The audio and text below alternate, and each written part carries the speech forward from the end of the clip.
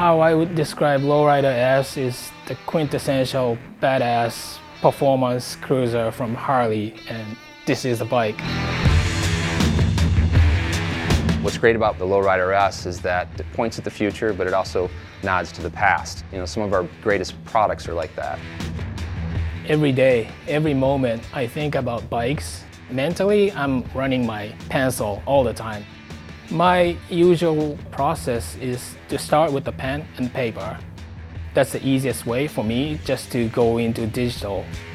The money shot, it's a rendering, just to show the feel and attitude of this bike.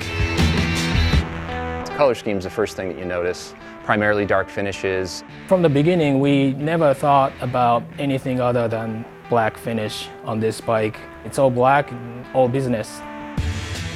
The graphic on the tank we're really proud of. The font is something very iconic.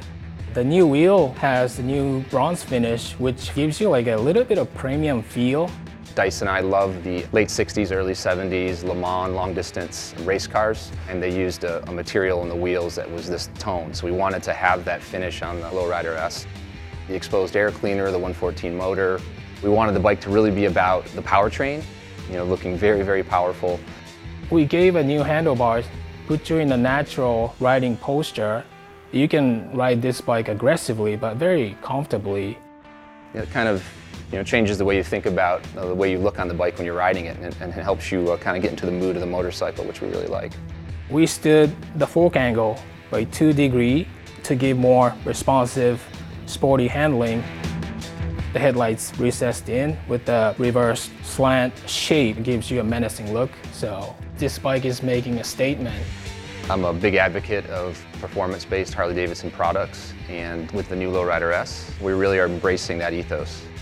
Harley-Davidson owns the scene when it comes to a performance cruiser. It's all about look, sound, and feel, and this bike has all that with the attitude. To me, that's what this bike is all about.